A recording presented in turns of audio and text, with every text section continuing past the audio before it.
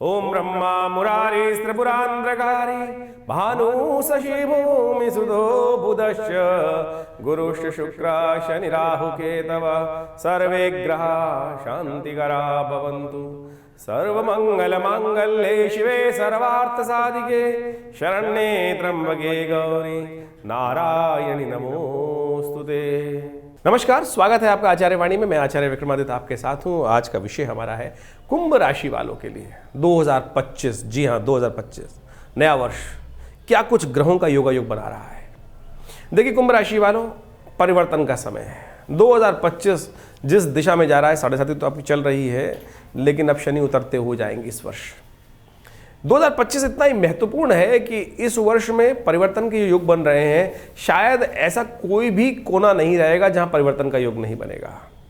ग्रहों के दृष्टिकोण से सारे ग्रह परिवर्तन का योग बनाएंगे। सारे ओवरऑल सारे ग्रह जितने भी हैं वो सब के सब 2025 में परिवर्तन का योग बना रहे हैं। क्या शनि, क्या मंगल, क्या बुध, क्या बृहस्पति, क्या शुक्र, क्या शनि, क्या राहु, क्या केतु, सब ग्रह परिवर्तन का योग लेकर आ रहे हैं। आमतौर पर शनि महाराज 30 साल के चक्र में 2.5 साल एक राशि पर रहते हैं और आपकी राशि के तो स्वामी ही वही हैं और वो भी परिवर्तन की तरफ जा रहे हैं। जो ये परिवर्तन का योग बन रहा है, 7.5 का अंतिम दौर आपके लिए इस 2025 में आरंभ हुआ चाहता है। और पुरानी एक कहावत है कि जाते हुए शनि कुछ दे के जा सकते हैं, दे के जाते हैं बहुत कुछ महत्वपूर्ण। लेकिन शनि की 7.5 का जो पीरियड है वो थोड़ा ध्यान रखना चाहिए। फिर भी ध्यान रखिएगा, ये शनि का परिवर्तन जो रहेगा आपके लिए विशेष तौर पर कई मामलों में बहुत महत्वपूर्ण रहेगा।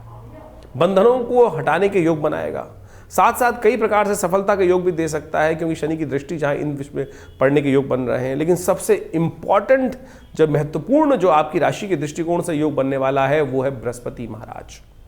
बृहस्पति महाराज की जो गति रहने वाली है वो आपके भाग्य को जगाने के योग 2025 में सूचना उपस्थित करते दिखाई दे रहे हैं बृहस्पति, और अतिचारी बहुत तेज गति से। जैसे हमने कहा शनि महाराज 2.5 साल में बदलते हैं, ऐसे ही बृहस्पति महाराज एक वर्ष में एक राशि को परिवर्तन करने का योग बनाते हैं। 12 वर्ष में पूरा चक्र पूरा करते हैं। लेकिन 2025 का जो योगायोग ग्रहों का बन रहा है उसमें बृहस्पति महाराज 3 राशियों में परिवर्तन का योग बनाएंगे। 3 भावों में। जब अगर हम आपकी राशि के दृष्टिकोण से बात करें, मिथुन राशि, इसमें कुंभ राशि के समय बात करें तो चतुर्थ भाव से पंचम, पंचम से छठे, छठे से फिर चतुर्थ, फिर पंचम, ऐसा योग बनता दिखाई दे रहा है। और उच्च के होंगे कई प्रकार से आपके लिए बहुत जबरदस्त उठापटक के भाग्य जगाने के योग ये समय आपके लिए लेके आया। 2025 को हल्के मत लेना। राहु महाराज 1.5 साल में परिवर्तन, 18 महीने बाद परिवर्तन का योग बनाते हैं, और वो आपकी राशि के दृष्टिकोण से जहां परिवर्तन का योग बना रहे हैं वो भी बहुत महत्वपूर्ण है। राहु बड़े सबसे नैसर्गिक दृष्टिकोण से सबसे ताकत में ग्रह माने जाते हैं, और वो आपके जहां आ रहे हैं वो है लग्न, आपकी राशि में पदार्पण करने का इसी वर्ष योग बनाएंगे। 29 मार्च को यदि देखें तो शनि परिवर्तन का योग बनाएंगे। राहु महाराज 29 मई को परिवर्तन का योग बनाएंगे। बृहस्पति महाराज 14 मई को आपकी राशि से में जहां योग बनाएंगे वो जाएंगे चतुर्थ से पंचम में। उसके बाद 18 अक्टूबर को परिवर्तन का योग बनेगा, उच्च के हो जाएंगे। फिर 5 दिसंबर को वापस पंचम में आपके बुद्धि वाले भाव में, संतान वाले भाव में, भाग्य को जगाने वाले भाव में उपस्थित, दृष्टि भाव से उपस्थित करने दिखा रहे हैं। तो यानी महत्वपूर्ण परिवर्तन। और इस राशि में यदि हम बात करें तो इस वर्ष में मंगल का भी बड़ा इंपॉर्टेंट रोल रहने वाला है। मंगल जब वर्ष बदल रहा है उस समय में जहां पर योग है वो तो कम से कम कमजोर अवस्था में चल रहे हैं, लेकिन फिर वक्र स्थिति में पंचम भाव में आ जाएंगे, वहां से फिर दोबारा नीच के हो जाएंगे। यानी इस वर्ष जो है हम जैसा आपने कहा कि बहुत महत्वपूर्ण परिवर्तन का, उठापटक का योग बनता दिखाई दे रहा है।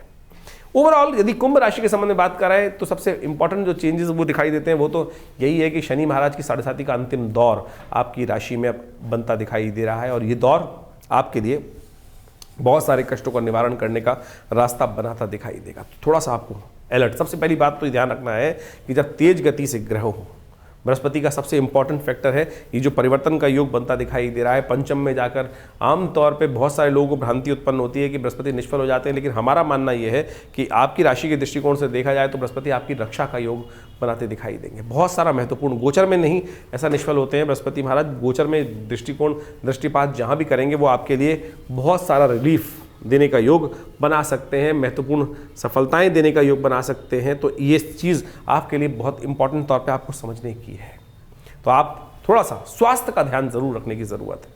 थोड़ा सा स्वास्थ्य के मामले में थोड़ा सा एक्सीडेंट इत्यादि से थोड़ा सा सावधानी के साथ, सावधानी हर चीज़ की बीमारी का इलाज है, तो सावधानी के साथ काम करते रहेंगे तो बहुत अच्छे से आपके लिए योगा योग जो बन रहे हैं वो बहुत महत्वपूर्ण आपके लिए लाभ के योग बनेंगे। एक बात ध्यान रखिएगा, कुंभ राशि वालों विशेष तौर पर जो आपका जो कुंभ राशि है वो गागर के समान दिखाई देती है।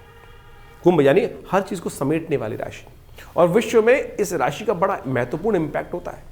और ऐसे में बृहस्पति जो आपके लिए ग्रहों का योगा योग बन रहा है, बृहस्पति पूर्ण दृष्टि से जैसे ही परिवर्तन का योग बनाएंगे, आप मान के चलें ये परिवर्तन का योग 14 मई के आसपास जब मिथुन राशि में प्रवेश होगा बृहस्पति का, उसकी दृष्टि पूरी तरह से आपके लग्न पर पड़ जाएगी। शनि पहले ही बदल चुके होंगे वहाँ से, तो ये एक तरह से रिलीफ आपके लिए, शनि का पदार्पण जो हो रहा है वो रिलीफ का योग बनाता दिखाई देगा। वो आपके लिए बहुत सुंदर तरीके से आगे बढ़ने के योग आपके लिए उपस्थित करता दिखाई देगा। सूर्य को आपको लगातार जल देना चाहिए। सूर्य, क्योंकि राहु का बड़ा इंपॉर्टेंट फैक्टर है आपके पूरे वर्ष में। राहु आपके लग्न में आ जाएंगे करीब करीब 29 मई तक, और वो कई मामलों में विशेष तौर पर जितना आप सूर्य को शक्ति देने का प्रयास करेंगे, चीज़ों को थोड़ी सी समझ डेवलप करने में दिक्कत कर सकते हैं, क्योंकि नैसर्गिक दृष्टिकोण से राहु का प्रभाव सबसे इंपॉर्टेंट होता है। सूर्य जैसे ग्रह को भी ग्रहण उपस्थित करने की योग बना देता है। तो कुंभ राशि वालों, जब राहु का पदार्पण आपकी राशि के दृष्टिकोण से यहाँ होने वाला है 29 मई के आसपास, आपके लग्न में वापस वक्र गति से चलते हुए, उल्टी बैक गियर में चलते हुए राहु वहाँ पर उपस्थित होंगे, तब आपके लिए ये थोड़ा सा ऐसा कर सकते हैं, चीज़ों में थोड़ा सा आपको लगेगा कि आपके लिए कुछ होगा, हो नहीं रहा है, लेकिन अंदर खाने बृहस्पति का जो ये परिवर्तन रहेगा बहुत अच्छे से आपके लिए रास्ते बनाता दिखाई देगा। तो इसलिए जो पर्दे के पीछे चीज़ें चल रही हैं वो आपको समझनी पड़ेंगी। पर्दे के पीछे जो चीज़ें चल रही हैं उनको समझते हुए, क्योंकि 7:30 का पदार्पण हो रहा है, 7:30 का समय चल रहा है, इसलिए जो पर्दे के पीछे चीज़ें चल रही हैं उनको आपको समझने के लिए अपने आप को थोड़ा अलर्ट रखना पड़ेगा, जो आप इस समय नहीं थे। शनि के पदार्पण कुंभ राशि में जब शनि का योग चल रहा था उस समय आप उतने अलर्ट नहीं थे, इसके कारण से कई बार आपके समक्ष जो चीज़ें घटी बाद में पता चला। तो लेकिन इस वक्त जब जो आगे चला गया है योग परिवर्तन का, उसमें आपको थोड़ा सा सावधान रहते हुए कार्य करने की ज़रूरत पड़ेगी। बृहस्पति बहुत कुछ आपके रास्ते सेफ्टी के रास्ते बनाएगा, अवश्य बनाएगा। तो उन सब चीज़ों को यदि सिलसिलेवार तरीके से आप समझ लें, हम समय समय पर इस वर्ष पूरे विश्व के दृष्टिकोण से देखा जाए तो बहुत तेज़ी से, क्योंकि कई बार मंगल शनि का षडाष्टक योग, समसप्तक योग कई बार बन के सामने आएगा, और ऐसे में ये जो योग बनेंगे विशेष तौर पर, उसके संबंध में आपको थोड़ा सा ध्यान रखने की ज़रूरत पड़ेगी, क्योंकि विश्व के दृष्टिकोण से देखा जाए तो ये कई बार कोलाहल को उत्पन्न करेगा। आपको लगेगा, दिखाई दे रहा है कि अब तो बहुत कुछ शांति चल रही है, लेकिन अंदर खाने जो उठापटक के योग हैं वो कहीं ना कहीं पूरे विश्व को अशांत करने की तरफ ले जाते दिखाई देंगे। तो ऐसे में सिलसिलेवार तरीके से आपको चीज़ों को समझते हुए हम समय समय पर आपके साथ बिल्कुल बने रहेंगे, बहुत ज़्यादा चीज़ें आपको बताते रहेंगे। लेकिन ये जो वर्ष है 9 नंबर का वर्ष 2025 जिसकी संख्या है, ऐसे में इसको समझें एक महत्वपूर्ण समय है, बिल्कुल तटस्थ होकर तैयार रखने की ज़रूरत है। बस थोड़ा सा आपको ध्यान रखना है कि चीज़ें जो आपके पर्दे के पीछे चल रही हैं उसके लिए आपको अपना थोड़ा भाग्य रास्ता देगा। बिल्कुल समय समय पर आपके अंदर वो देव भाव से बृहस्पति महाराज वो सूचना उपस्थित करने की योग बनाएगा, लेकिन यदि आप अलर्ट रहे तो आप बहुत बढ़िया से उसको रास्ते बना के योग बनाएंगे। तो देखिए 2025 जो है, जिसका नंबर जो है 9 आता है न्यूमरोलॉजी के हिसाब से, बड़ा विचित्र क्रांतिकारी नंबर माना जाता है, और ये परिवर्तनशील है।